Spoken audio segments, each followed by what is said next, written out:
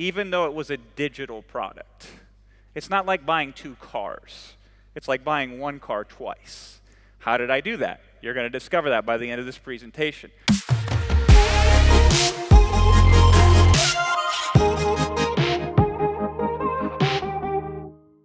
Who was here in Stuttgart in 2019? Anybody? Okay, make some noise, I can't see you. Okay, that's pretty pathetic. You're not representing well. That's the first time and the only time until now that I was in Germany. So I flew about 11 hours to be back here. So I expect you to treat me kindly. Can you do that for me? All right, good. You do that, I will take you with me as my traveling audience from here on out. That's my offer. No, my offer is to show you how to make better offers today. And I got about 30 minutes, so we're going to go pretty fast. And I speak in English, broken English, even though it's my only language. So try to keep up. Here we go. $9.8 million in 8 days. This is what I did in 2015. We were an affiliate, meaning we weren't selling our own product. We were selling somebody else's product. And this taught me more about marketing than any other experience that I'd ever had previous. And to this very day, hundreds of millions of dollars later, I still use some of these secrets. Now, I'm going to give you some teaser up front. We sold 1,700 units of this product. It's about $5,000. But 200 people bought this product again, even though it was a digital product. It's not like buying 2 cars. It's like buying 1 car twice. How did I do that? You're going to discover that by the end of this presentation. We had other affiliates trying to outsell us. They lost by $8 million. That was second place, by the way. Not bad. We got a lot of affiliates, though, to promote us as an affiliate versus promote the offer itself. How do we do that? Well, you're going to discover that as well. This was the 5th time we had won this contest of this product that launched every 6 months like clockwork. We were number 1 on 1, we were number 1 on 2, 3, 4, and 5. By the time we got to 6, they didn't even allow us to compete. We got took off the leaderboard. They said, you're too good, we'll retire you, we'll give you the cash prize, we'll give you the accolades. And we said, cool, and we promoted it anyway, and we still made millions and millions of dollars. All from the secrets that I'm going to attempt to teach you today as the last speaker of the day, so all of you are already brain dead as it is, but I'm going to try to get in there and jam something in your brain. You up for it? Woo! Let's go, baby. You might be thinking, well, Jason, that's only for affiliate offers, though. That can only work under that one very specific narrow window of an opportunity, right? Not exactly. Last year, we messed around, we screwed up, and we did $57 million in 6 months, 226 days of our own product. We had other people promoting us. I spent $0 in advertising, so we got other affiliates to promote this product because I go both sides. I understand both very well, and we said, this same stuff works selling coaching, it works selling services, it works selling other people's offers, it works selling stuff that you give away for free. Some of the best stuff I've ever made money on was stuff that I gave away for free. We'll talk about that in a bit. You might have heard this in the intro, though. Not bad for a rapping Hare Krishna monk. Not bad, huh? My mama always told me one day I might amount to something, and she didn't have that in mind. She had this in mind. So let's jam, okay? I'm talking about offers. The most well-known offer teacher in the world is a guy named Alex Hormozi. He wrote the best-selling book called $100 Million Offers. He knows a lot. This is what Alex has to say about me. He says, I just stumbled upon your webinar course. It is the single best course I've seen to date on offer creation and persuasion. So when the President of the United States says, this guy's my guy, that's kind of like that. So that's what Alex said. Not bad, huh? Earlier this year, you might remember Alex sold 100,000 books in 20 minutes using a webinar. He didn't call it that, but it was definitely a webinar. If it quacks, walks, and talks like a duck, and you call it a moose, spoiler alert, it's still a duck, right? What you might not have known is prior to that launch, he paid me $25,000 to consult with him on that launch. And what ended up being was not what was originally proposed. And so this works for coaching, it works for consulting, it works pretty much anywhere there's money to be made. Bottom line is, I'm kind of a big deal. kind of. And that's how I want to frame this to you today. For what I speak upon, this is where it comes from, okay? Offer over everything.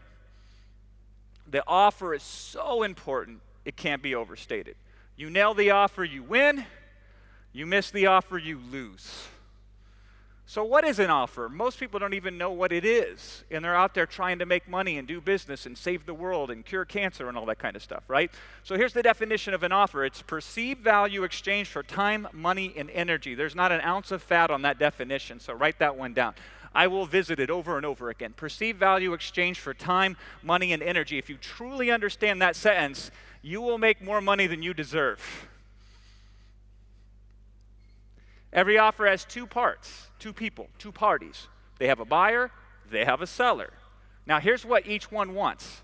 Buyer or the seller wants to offer the most perceived value for the least amount of time, money, and energy. They want to sell you something for $1 million that took them 1 second and $0 to create. That's what every seller wants. Every buyer wants the world for a nickel. The buyer wants to get the most perceived value for the least time, money, and energy. These are like diametrically opposing forces. So we have to work them through so both parties can get what they want. Now, first part of the definition was why perceived value, not actual value? There's a huge difference between the two. Question to you, who should you fear? The mosquito or the shark? Well, this is kind of funny because sharks kill less than 10 people a year, and I think those 10 people probably deserve it. I mean, come on. 10 people, how does that happen?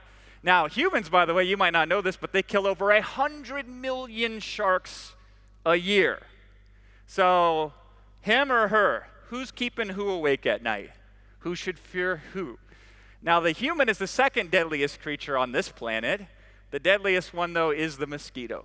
The mosquito kills more than any other creature on the world.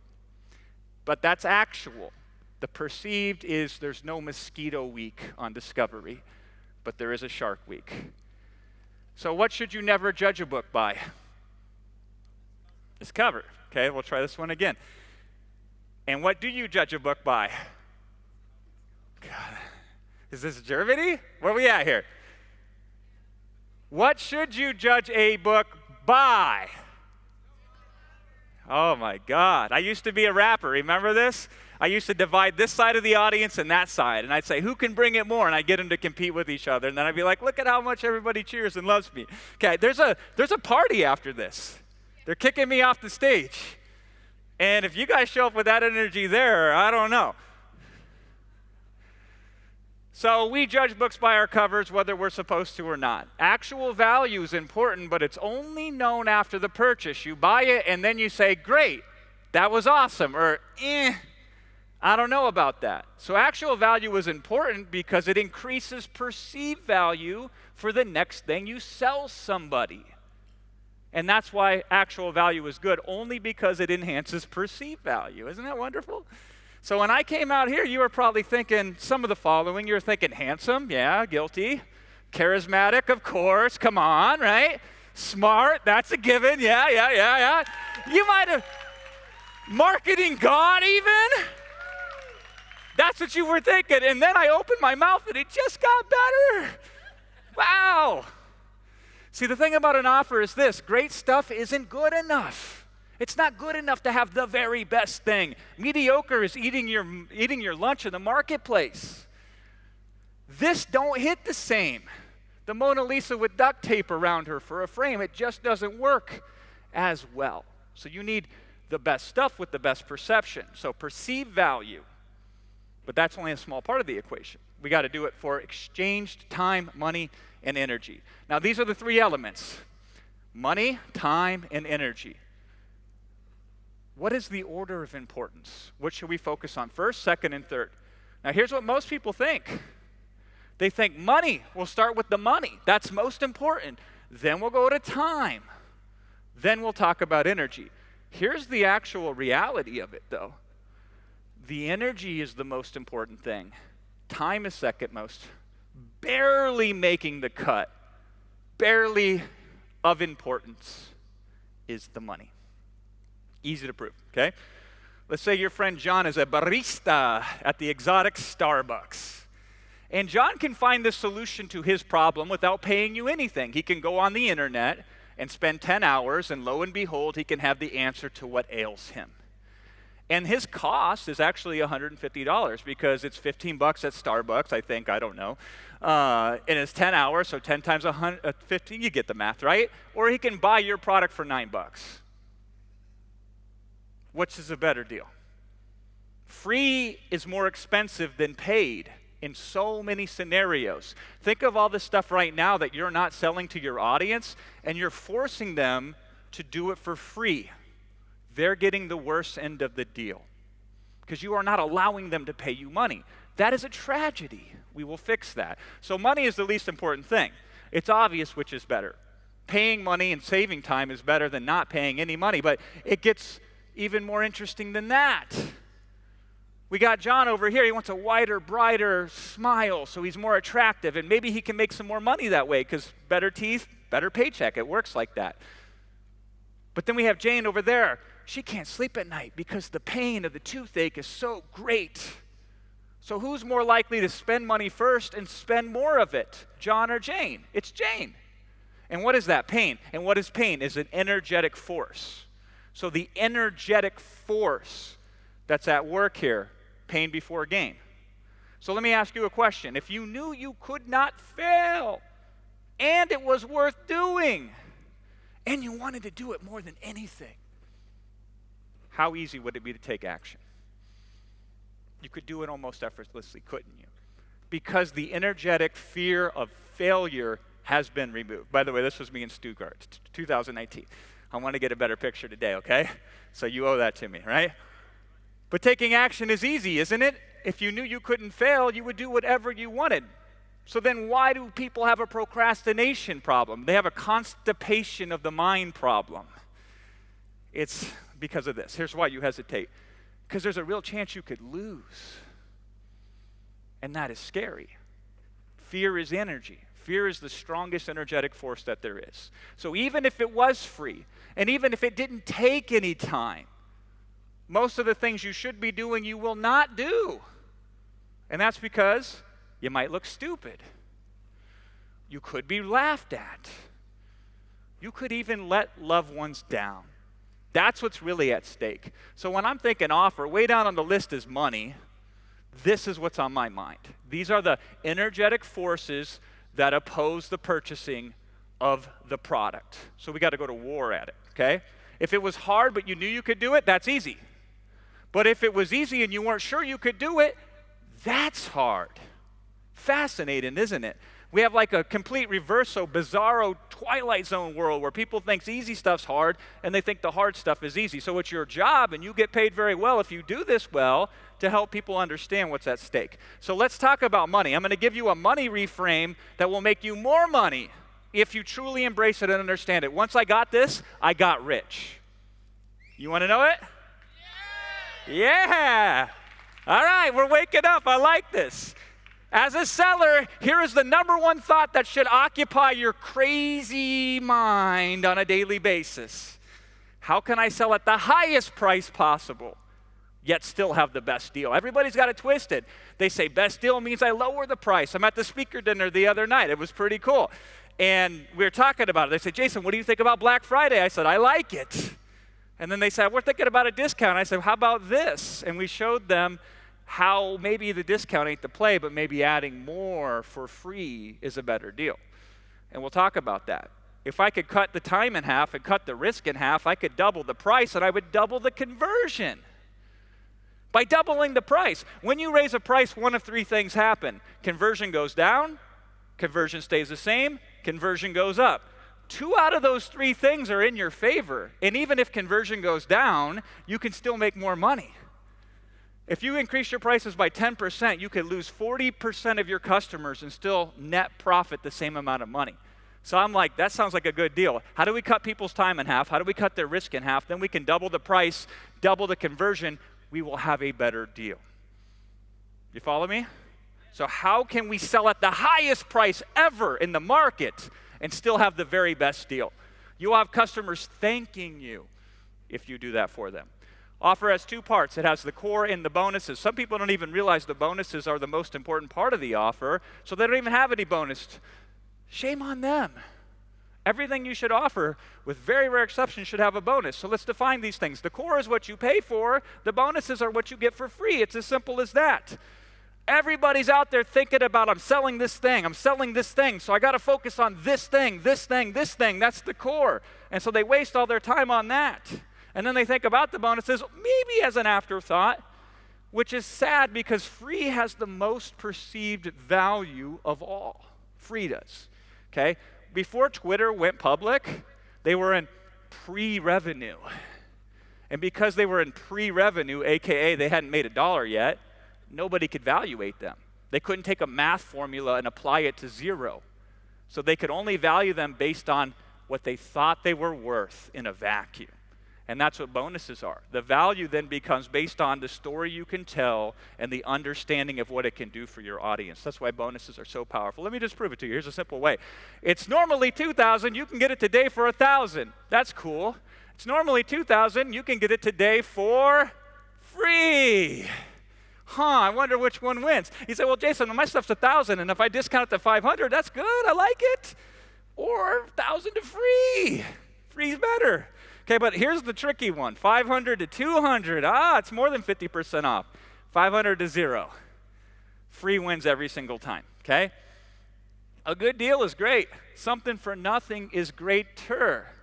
You should always have your audience feel like, I'm getting something for nothing. I can't believe it. What a miracle. I'm going to show you how to do that here in a second, but first I got bad news. Your brain is full of bugs. But not like creepy crawlies. I'm talking like computer-style virus bugs that don't make sense. But if you're aware of them, you can better communicate to the audience and you can better make decisions in your business. The first one is what I call the pain gain bug. So say you find $10 or euros, whatever you prefer, on the ground one day, and boom, your happy goes up 50 points. You're now 50 points happier than you were. And then 2 or 3 days later go by and you misplace that $10 or that 10 euros, and now your happy points go down by 100. Now your net worth is exactly the same. You found money and you lost it. It wasn't yours to begin with. Good philosophy, by the way. It's not your money. It's just your turn to handle it. The money was here before you. It'll be here after you, okay? So be a conduit of money, but that's a different conversation. So let's run the math. You started at even Steven. Then you went up 50 points in happiness when you found the $10. Then you lost it. And now you're at net negative 50 happy points, even though you're worth the same amount of money. So we value more what we could lose or what we've already lost by a significant margin versus what we could gain. So when you're creating any offer, keep that in mind. There's also this number versus percentage bug. So say you want a new pair of kicks, and there's one down the street, $210. And then the salesperson whispers in your ear, dude, don't buy it because if you go across town, you can get the same pair of kicks for $10. So you rush across town to save $200. That's like 90+% off. Sounds good. And then about a year later, after hearing my speech, you put to work the principles that I teach today, and you make so much money you go and buy a Lambo. Okay, bad investment, but whatever. You got the money. You spend it however you want. $1,200,000, that's what it cost. And then the salesperson says, I can't sell this to you in good faith. I got to disclose to you the following. You could go across town and you can get it for just $1 million. And you say, you idiot, I want to buy it from you. I'm not going to waste my time. Now, if you run the numbers, whether it's a 95% discount or a 0.001% discount, it's still the same $200. You follow me? But people think 95% off, run across town. People think 0.0001% off, not worth my time. So we have to help people knowing that they make decisions poorly when it comes to things like this with price. And that's why I love this something for nothing bug.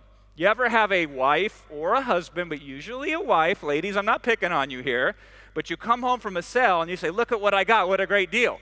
And then your husband turns to you and says, were you going to buy that? And you say, well, no, I wasn't going to buy that. But it was too good to pass up. What a great deal.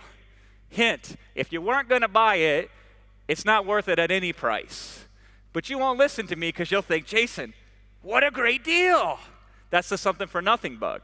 So when I sell things, I want something that I can offer that says, you can't buy this, but you can get it for free. You can't write me a check for it. You can't stuff cash into my pockets. I will not take your money ever for this thing, but I will give it to you for free.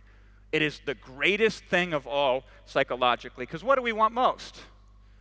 What we can't have. That's what we want most, which is kind of ironic, because as marketers, we're trying to stuff our things down everybody's throats. But people want most what they can have, okay? So your goal is to offer a temporary opportunity to get bonuses for free that soon they can't get at any price anywhere on the market. So for your most important offers, find ways to create these temporary bonuses, these exclusive bonuses. And the most valuable thing you can do to make something more valuable is to make it scarce. Scarcity will increase value more than anything. And let me prove it to you in a very fun and interesting way. I'm going to tell you about two baseball brothers. There's Cal Ripken Jr. and then there's little Billy Ripken here. Now, Cal Ripken Jr., you probably don't follow American baseball. It's pretty boring. But this guy was a 19-time All-Star. Pretty incredible. Holds the record for most consecutive games played. 2,000-plus games without missing a day. What a stud. He was elected to the Hall of Fame in his first year of eligibility, and they don't do that. They usually wait. Then there's little Billy here.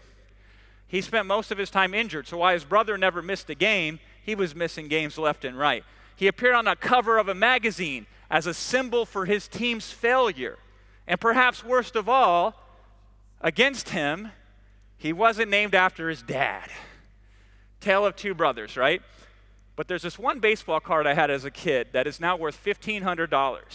Same year, same set, Cal's worth $250. Billy's worth $1,000. Why?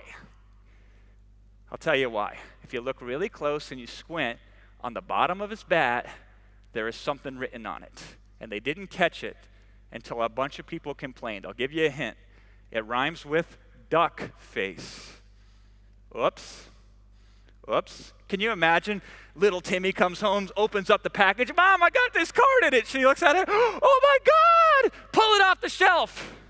And that's why it's worth $1,500, while his brother, who's 1,000,000 times better, is worth $250.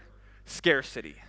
So bonus scarcity is you can't buy it, you can get it for free, but only through this offer. That's how I got 200 people to rebuy the same product again, just for the free bonuses. Let me talk about the power of relative comparison. This creates value like you wouldn't believe. So there was a scientific study on attraction done one day, and my ears perk up. I'm like, okay, let's listen to that. Let's pretend you're an objective 5 out of 10 on the hot scale. Or from Los Angeles, we'd call you a 2, okay? But we'll give you a Frankfurt 5. Objectively, scientifically speaking, okay? You just so happen to have a friend that kind of sort of looks like you, but uglier than you. Now, if we take a group of random people and say, rate these two people on a scale of 1 to 10, your hotness goes up 10%. You're now way hotter, just because you have somebody that looks kind of like you but uglier standing next to you. I'm not kidding. These are bugs in our brains. This is how we make decisions, okay? So the best way for your customers to know if it's a good deal is to see other people pay more for it. They're like, oh, wow, what a good deal. That idiot paid more than I did. So this is how we did that in our million plus dollar launch, $57 million in 226 days, okay? I go to my audience one day and I said, I need players with money to run an experiment. An experiment? That sounds interesting, Jason. I said, yeah, it's $10,000 up front. We'll do one-on-one with you. I don't know if it will work. So every marketing's like, it will work. It's the greatest ever. I'm like, it's an experiment. Are you willing to risk $10,000 for it? Immediately, a bunch of people said, I will. Then I tell the rest of the audience, on the off chance that this might kind of sort of maybe work, then I'll sell it to the rest of you in the long, distant future. And what do people want most? What they can't have. So they're like, damn, I want that thing, but I'm not a player with money. So now we have a price anchor. Best way to sell something is to create an anchor of value that's up here. So then the price is way less than that, price anchor, okay? So we go out there, we prove it works, we optimize the process, we document the results, we share the results with the masses, and we sell the product for $2,500. And they think, what a good deal. Who wouldn't want to pay for something for 1/4 the price that's twice as good? Everybody would. They're like, what a great deal. But here's where it gets really interesting. The people who bought originally thought that was a great deal. And the people who bought later thought that was a great deal. How is that possible? So here's a writer-downer. Different market segments have different values. Trash or treasure, depends on who the person is. So to a millionaire, $10,000, 1% of their net worth. To an average earner, $2,500 is 4% of their net worth. Same price, 4 times the impact, okay? What do you think's more scarce? To a millionaire, time's more scarce. To a thousandaire, money is more scarce. So to our players with money, waiting would cost them far more than paying 4x just to get it sooner ever will. So we can make them happy. In fact, we can make everybody happy. They're happy because they got it for $10K early. The other side's happy because they got it at a discount later. And I'm happy because I just made $57 million. They say it can't buy you happiness, but it makes a really good down payment. Which leads me to true crime. True crime, yep, true crime. The most popular podcast, at least in the United States, I don't know if Germany's like this, probably, is true crime. And that's because people love drama. They love it. Okay? I'm staying with the Kansas City Chiefs cheerleader. I'm at the hotel and all the cheerleaders are there right now because there's a football game. Like I try to get out of America and it follows me. And this follows me. I don't care. I bring up the Chiefs because Taylor Swift is dating one of them and everybody's talking about it and I don't even want to know about it, but now here I am thinking about it because it's drama. I'm like, is she going to show up? Is she following me to Frankfurt too? I don't know. Drama. A great offer has drama. So Alex's offer earlier this year when he just broke the internet had the drama. He did this big stack of bonuses. Interesting, isn't that? I wonder who he learned that from. He actually had more bonuses. I told him to take it away because sometimes too much of a good thing is too much. But he stacked them up, and then the big reveal is free. It was crazy, wasn't it? Short-circuited everybody's mind, just crushed it. Now he's making an investment in the future. He's worth $100 million plus. He can do that. He doesn't have to make money today or tomorrow or next year or next decade. You got to make money though. I'm assuming you got to make money. Is that a fair assumption to make? You want to make money, right? Okay, good. So what is this? Anybody know what this is? Some of you know what it is and you don't want to say it. This is Viagra, okay? Viagra was not originally intended for the purpose that it's now known for. It was for like high blood pressure. And then they said, well, it didn't help my blood pressure, but it helped something else. And it made $1 billion, okay? So some of the best insights are discovered by accidents. And one of mine was 13 years ago on the internet. That's when dinosaurs roamed the internet, by the way, 13 years ago. At that same speaker dinner, some guy said to me, Jason, when did you start doing webinars? I said, 2007. He goes, cool. I was 9 in 2007. And I thought, well, that's awesome. Made my night, right? I love it. I've been around the block. And I was making an offer on a webinar one day. I said, it's $197 one pay, or it's 3 installments of $97. Go buy it now. And everybody's going to buy it. And then somebody points it out to me, Jason, you set up the payment wrong. You said 3 pay, but it's only 2. And I go, uh-oh, because I really did screw it up. So you know what I did? I said, you know what? Until I end this webinar, I will honor that price. And that day was the highest converting webinar at that time that I ever did because people wanted to take advantage of my mistake. Drama. Oh, he screwed up. I can't believe it. I better get it now before he comes to his senses. So if I was unethical, I would intentionally engineer, oops, I didn't mean to do that, right? I always think of like the woman that's like, oops, my robe fell open. How did that happen? But, you know, we'll keep it PG, right? But that's the drama.